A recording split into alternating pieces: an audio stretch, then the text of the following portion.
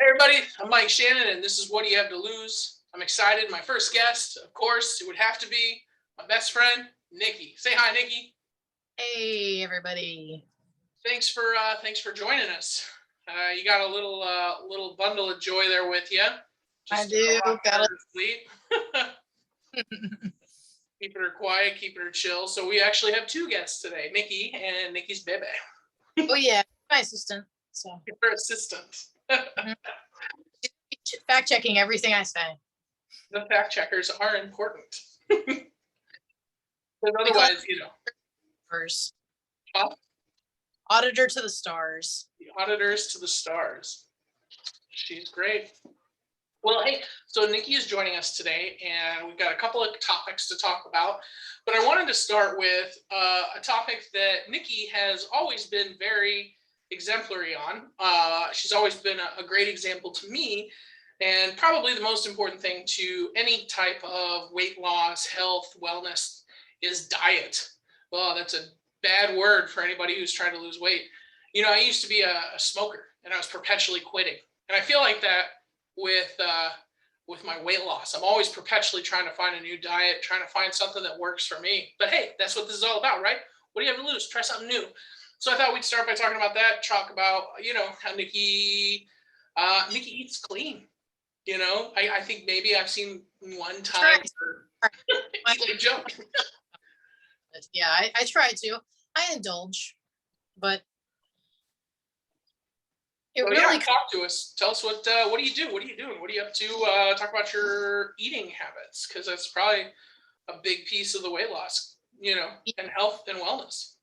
Yeah, what you eat is a big piece of the puzzle, and I was fortunate enough to be raised in a household where diet was extremely important, and more so focusing on what are those nutrients we need in our body so that we function properly.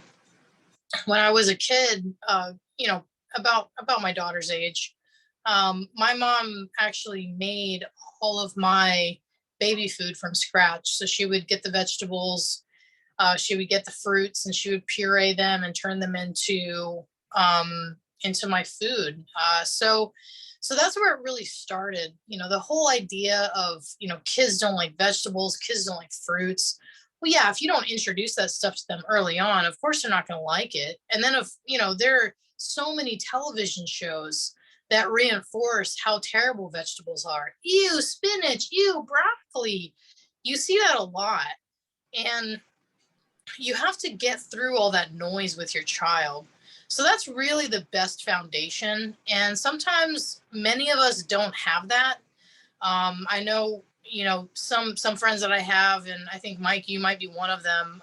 We haven't discussed this personally, but there are some people that just don't have the foundation of the fruits and the vegetables and nuts, and how are legumes and beans good for your digestive system, and how do they keep you running to where your metabolic system operates properly. A lot of us don't have those conversations early on. I was very fortunate to have a parent who cared about that stuff. So that's where it starts, is with your kids, introducing them to all those things with nutrients, nutrient dense items, so that they're used to that taste. When they experience that taste as a child, as a teenager, as a young adult, they're used to it. They're not afraid of it. And so that's where really I got my foundation from. Yeah, Do you have? early on is it's a great way to establish good habits. In my family at home, if you went into my mom's pantry when I was a kid, you would find all the sugary cereals, Mm, everyone, milk, big deal. Got milk. Remember those ads? yeah. And in my family, healthy eating was not getting your meal supersized at McDonald's or getting the fried chicken sandwich rather Oh, than burger was healthy eating. yeah.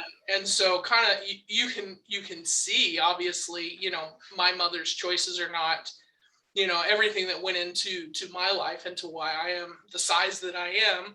But you can also see, compared to me and Nickie, how those affected development and growth. I was an adult before I hadn't even considered the concept that you could have a meal without meat. that Yeah. maybe vegetables should be the, you know, that healthy fruits and vegetables may be a better centralized portion of a meal rather than meat or a Yeah. carbohydrate. Hmm. Yeah, a lot of people don't know that broccoli actually has more protein in it than many meats. I mean, that's not saying people should stay away from meat, because I enjoy chicken very often. I'll eat a bison burger. You know, that's kind of a treat for me. And I definitely love a filet mignon.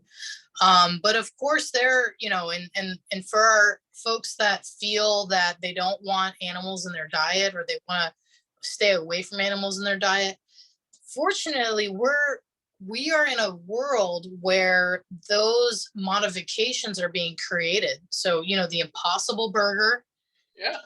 huge revelation on the industry, you know, so you can take those steps that still give you that satisfaction and that feeling that you want when you bite down on something. But at the end of the day, you really want to focus on your heart health and your caloric intake. So, so after, you know, after growing into that kind of lifestyle, something I do often is I'll grab, you know, a bag of carrots from the grocery store. I'll grab a head of lettuce, and I'll grab celery sticks, and, you know, clean them very, very well. You want to do that, especially with COVID. So you want to clean them very, very well. I use, you know, an antibacterial soap just to kill all any bacterials. And then, you know, Can I interrupt you for a second? So you said you put soap on your vegetables. I usually do, yes. And of course, I'm not a medical professional. I'm not a nutritionist. So take what I have to say lightly. I'm just an inspired person that likes eating vegetables, but I know that pesticides have to be used to keep the vegetables from being eaten. So Yeah. I know, and I know that hands are being touched and touching the product before they get to my household. So I understand those things. So of course, I'm going to clean the products I'm going to put in my mouth. So I use just a simple antibacterial soap. And again, please research that before you do any of that. It's just something that I've done in my household, and I haven't seen any negative effects on it. I would hate for anyone to experience any negative effects. But that's something I do just to make sure that they are ready for my consumption. I'll chop them up, I put them in a Tupperware, and I throw them in the fridge. This way, when I get snacky, if I'm looking around, I mean, how many times have you like gotten off the couch, you're lazy, you're tired, you just had a long work day, and you want some snacks? You're gonna run to the fridge and you're like, okay, what can I have? What can I have? What can I have? Am I gonna run and grab some carbs? No, I'm gonna grab my little tray that I made. And of course, a lot of people think, well, I'm not gonna eat a vegetable raw. And some people like it. I do. I eat my salads raw. I enjoy that. But every now and then I want olive oil. I want some type of mixer. And the first thing people run to is ranch. And a lot of people don't, ranch is actually not legal in many countries. It's Really? illegal. Yes. Look it up. There are a lot of countries that do not allow the sale of ranch.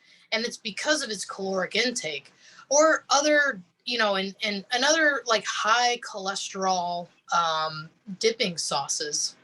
So what I do is I'll grab dill from the grocery store. Mm-hmm. Every teaspoon, I think it's every teaspoon, every 2 teaspoons, you get 2 grams of carbs. I mean, do the comparison on your carb intake with a dill versus a creamy based, milk based dipping sauce.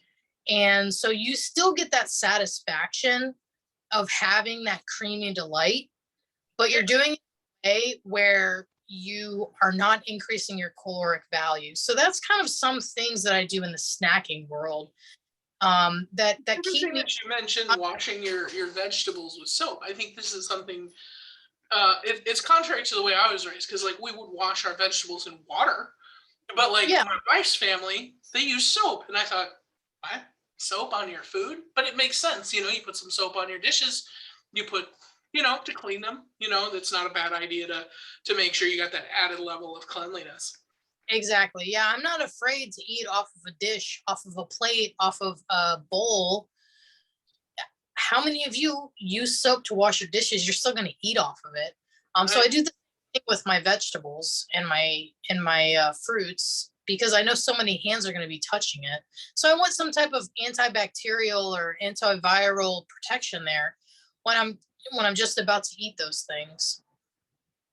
Yeah, that's pretty interesting. And I think that that's a good point, because that brings up more than just, typical nutrition, but also macro. I don't know if macro nutrition, but from a health standpoint, making sure you get, like you said, it's touched by other human hands, especially in the era of COVID.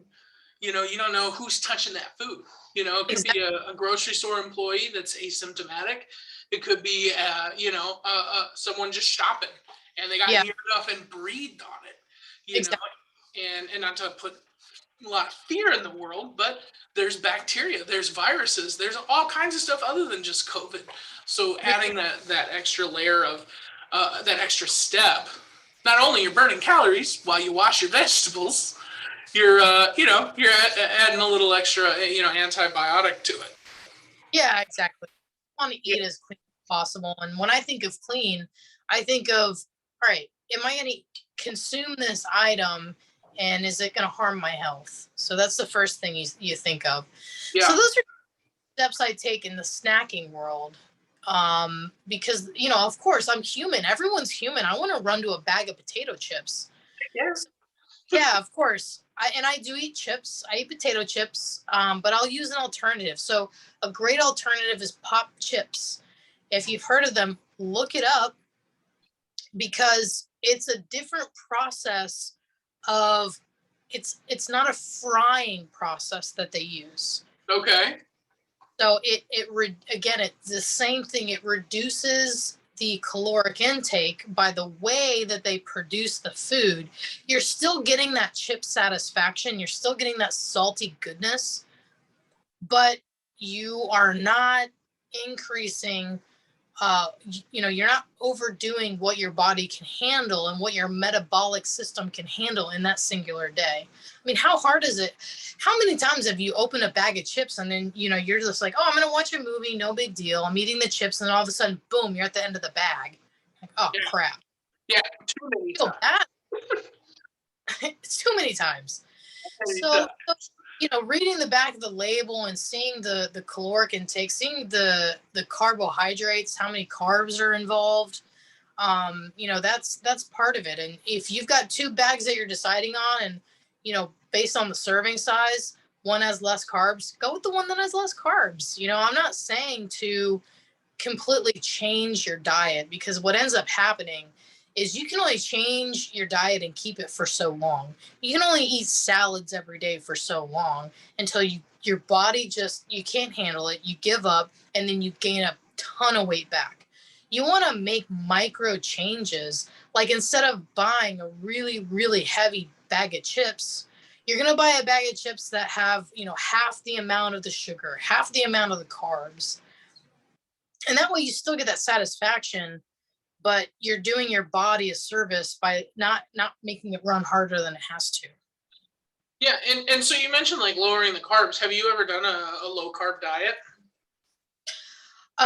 I did. I was vegan in college. I had gotten a bacterial infection that we couldn't identify. So the easiest solution was to go vegan, and then slowly, after like 2 years, introduce certain foods back into my diet to figure out what had happened. Mm.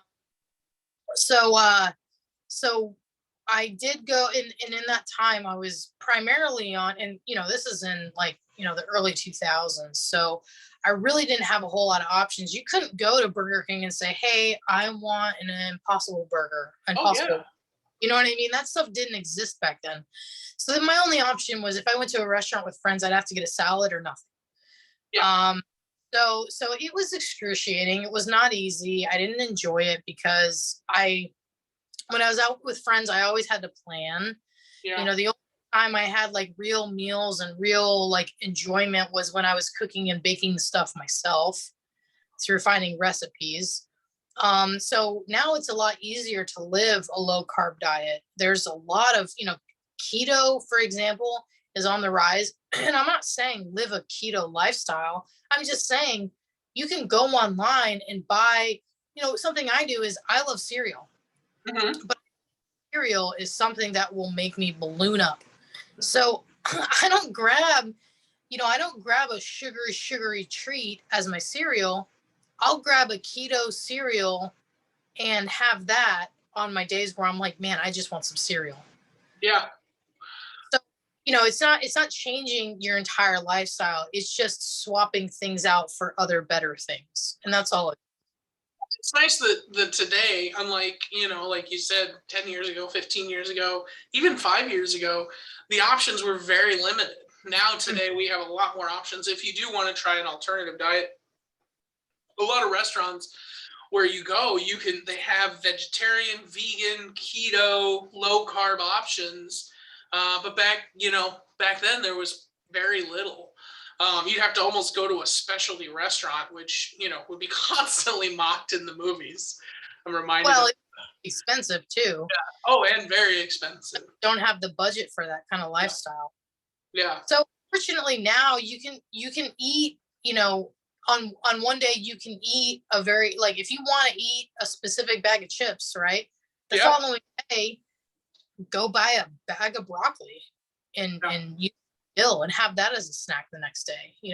There isn't this it's not jumping off the deep end. A lot of people think that in order to be healthy, you have to run into this specific regimen diet and work out X amount of days. And it's like, okay, that will only last you so long.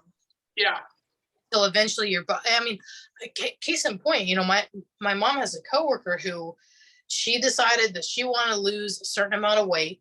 She wanted to be a certain size, and she did it. She did it in, I think, 3 years. And she was being very consistent. She kept it up for a good 5 years. Wow. And then happened and everything changed.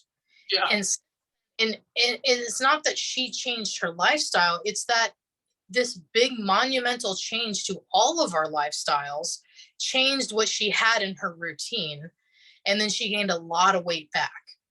Yeah. And you can only sustain a certain lifestyle for so long until something interrupts it.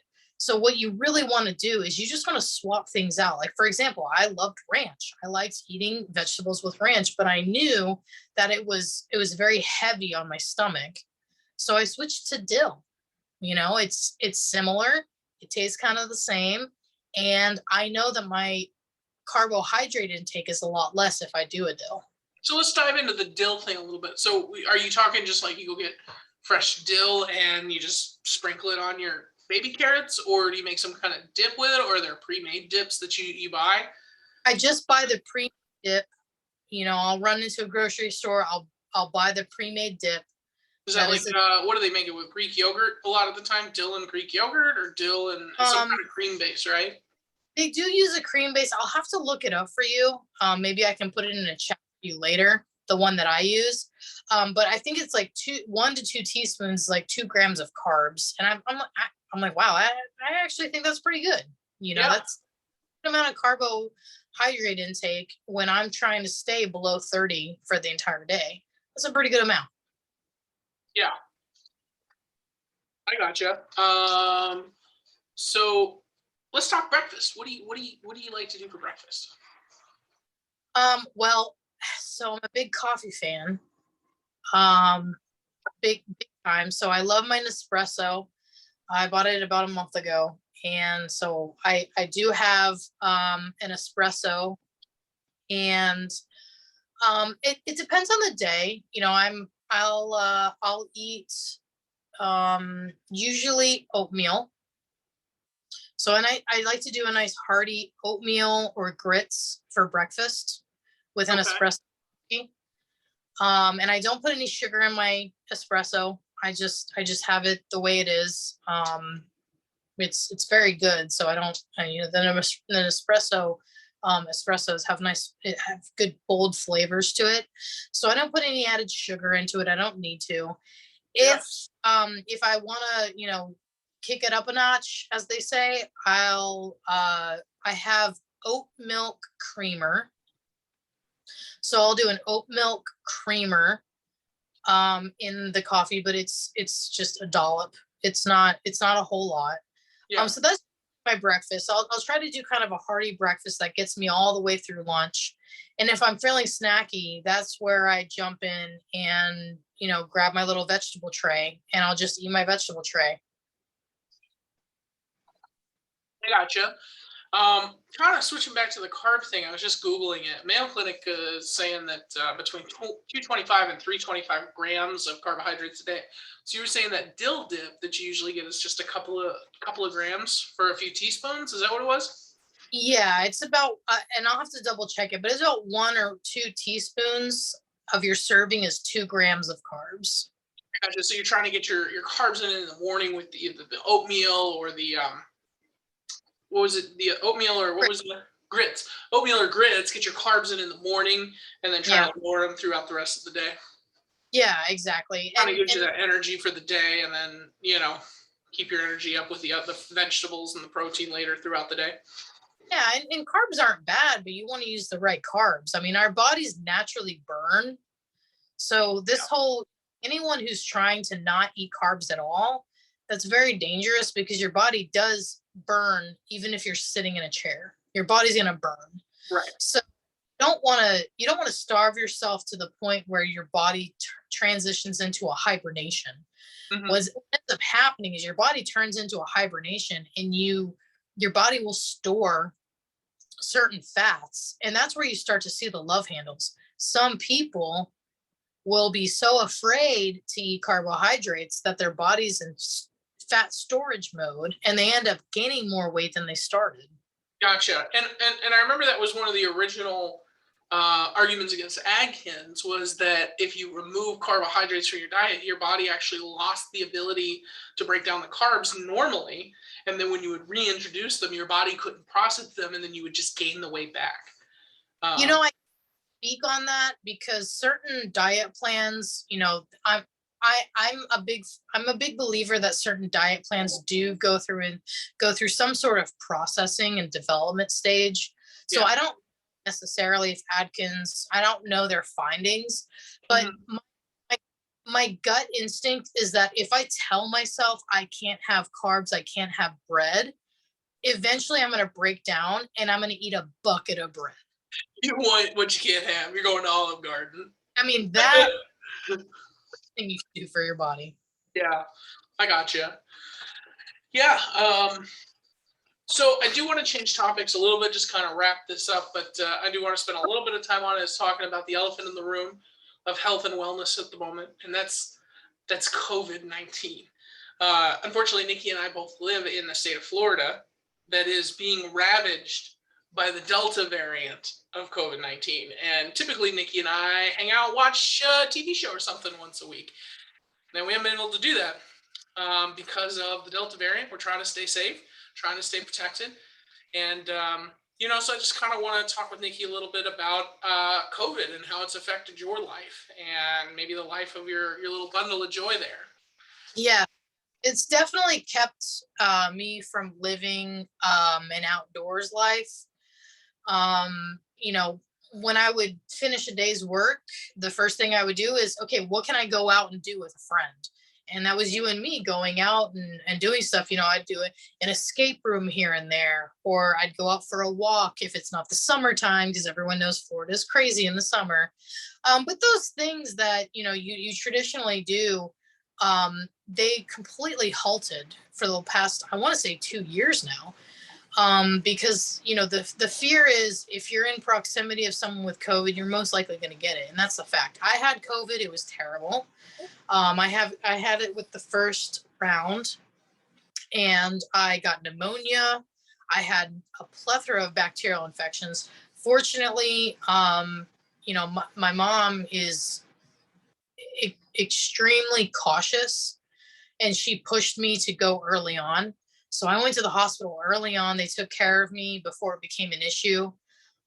Just recently, actually, my aunt, she got COVID, the Delta variant version. And my mom said, go to the hospital. And she felt like she could tough it out. And she ended up passing away last week. And so And I've told my mom many times, you've saved my life because I didn't think that I needed to go to the hospital, but you told me to. And the same situation happened with my aunt, and she did not survive. And that's very heartbreaking. So there have been a lot of, um, there's been a lot of fear. And so one of those things is, do I work out? And right now, Florida is extremely hot. It's usually 100 degrees. So you don't want to work out outside, alone in a field. Yeah. Um, Heat, you could possibly pass out and no one knows that you're passed out. So one of the issues that I came across during COVID is that, one, I don't want to go out with large groups of people. Anything 5 people or more, I get nervous. And I've got a 3-month-old baby now. Wow, gosh, time flies. I have a 3-month-old baby now, Yeah. and she doesn't have the COVID vaccine. So whatever I bring home, I give to her. So I have to be very mindful of her. So I just don't really go out. So the first thing I did was, okay, well, I don't want to live a sedentary lifestyle. What do I need to do? I took my chair out of my office just completely. Oh, really? So things, yeah, and I'm standing right now. I'm trying to, at the very least, what I can do for myself is, I can't go out. I can't do my gym, routines that I'm used to, just because I want to live a very, very safe lifestyle because of my daughter. So one of the things I do, okay, well, I'm going to have a standing desk, and on my lunch break, I'm going to do squats. So those are kind of some of the things that I've tried to incorporate to offset the fact that after a workday, I don't go out and do the physical activities that I'm used to doing. So I'm hoping that can, combat some of the sedentary. I gotcha. So obviously losing a family member to COVID, it just hits close to home. If you could go back and talk to your aunt who passed away, what would you say to that person? If before they got COVID, or even right after, like what would you tell them to put their own health and wellness dealing with that situation? Well, I'm a big fan of focusing on the future. You can't change the past, and rewriting the past doesn't exist, but you can change your future. So I don't really focus and dwell on what I could have, should have, probably could have said to my aunt.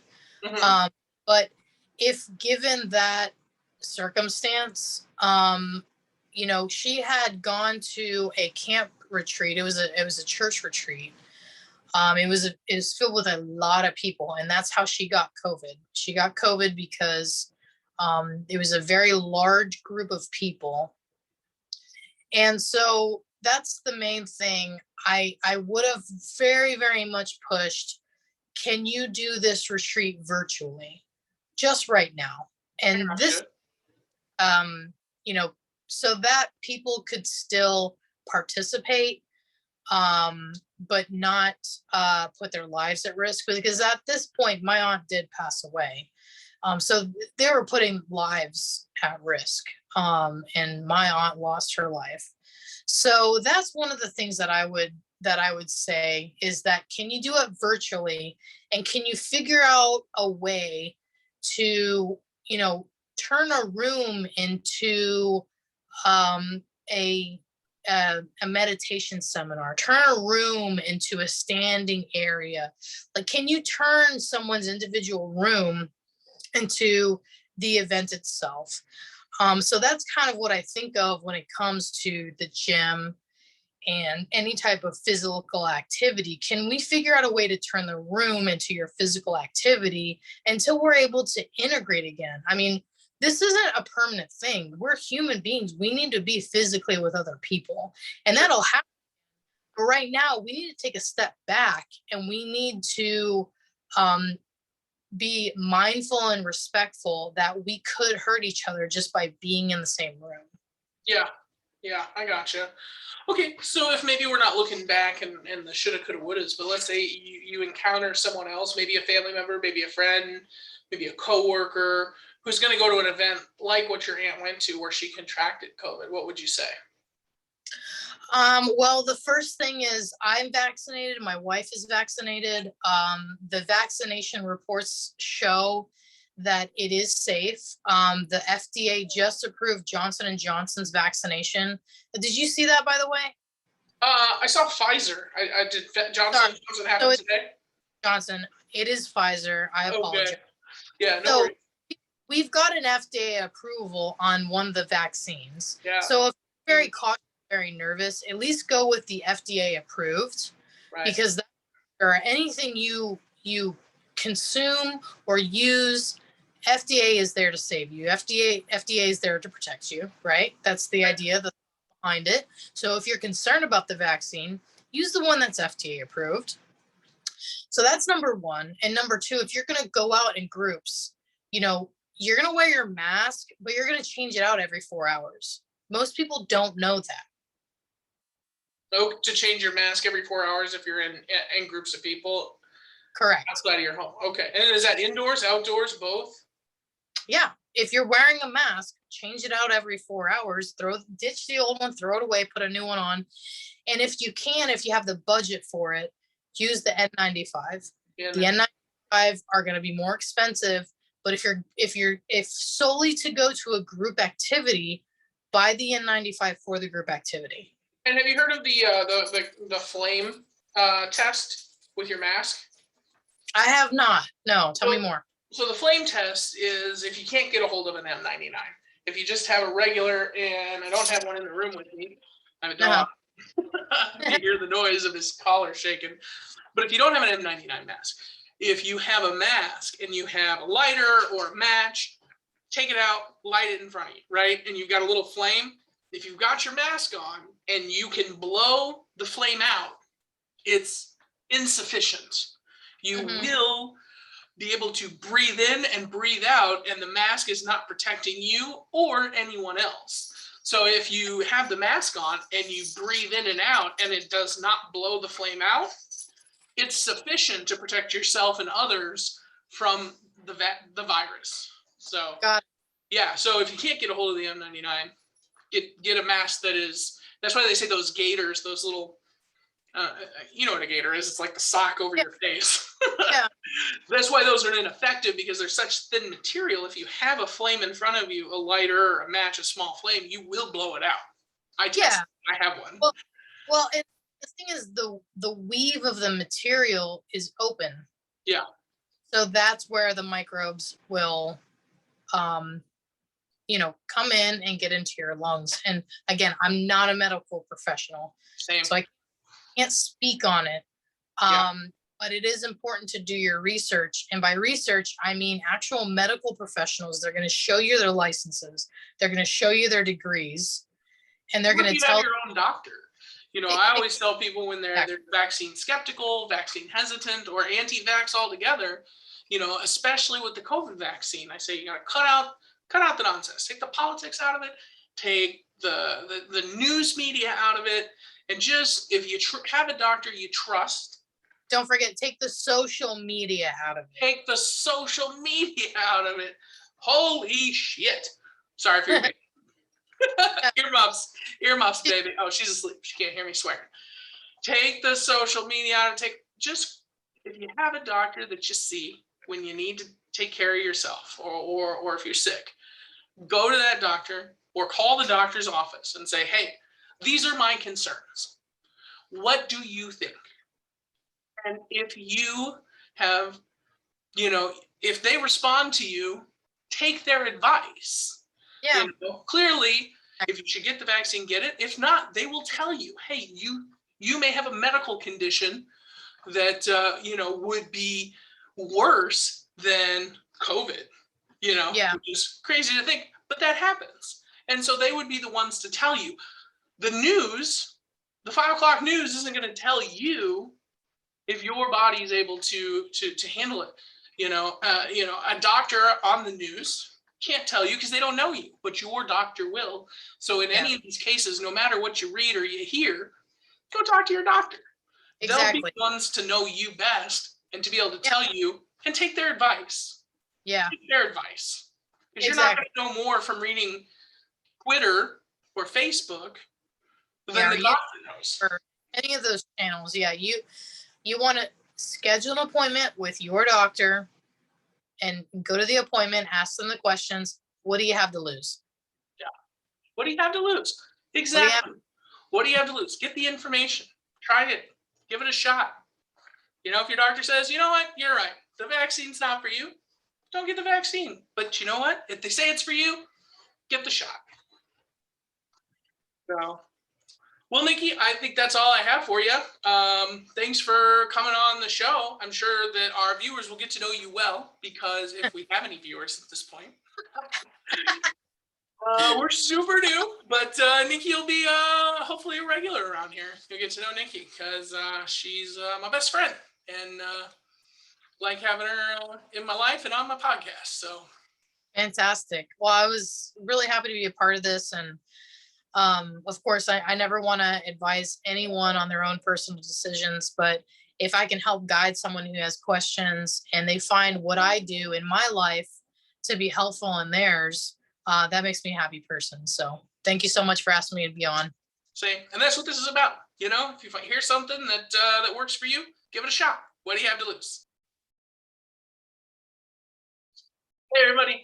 Thanks for checking out the video. Thanks for listening to me and Nickie chat about diet and some COVID stuff. Hugely important. We are what we eat, right? Anyway, this is backwards. Hang on 1 second. This drives me nuts. I don't know why this defaults to being backwards. So we're going to take that off. There you go. What do you have to lose is now the right way. So, talked about some different diet stuff. We talked about COVID. Talk to your doctor. If you don't have a doctor, get yourself a primary care physician. There's all kinds of new internet-based insurance companies, plans you can get on. I went to the doctor today and I got my blood work done. I do this every 6 months or so. I think they have me do it so often because I'm a big guy and they're worried about maybe some diabetes and checking my cholesterol levels and all the other levels. Honestly, I've always tried to eat right, and I don't have things like diabetes that most bigger people do, but I know that I would if I continue down the path. I turned 35 in a couple weeks, so gotta take care of myself. Gotta get better about taking care of myself. But part of that's going to the doctor, getting my blood work done, and finding out what areas I have to work on and work on them. So that's what most of this is about. Thanks for coming along with me. Try out some of Nickie's suggestions. Swap out the ranch for the dill dip. And watch the carbs a little bit, but carbs aren't evil. They're not the root of all evil. So thanks again for hanging out, and try it out. What do you have to lose? I'm Mike Shannon. Have a great week. Take care of yourself. Talk to your doctor about the vaccine. Thanks.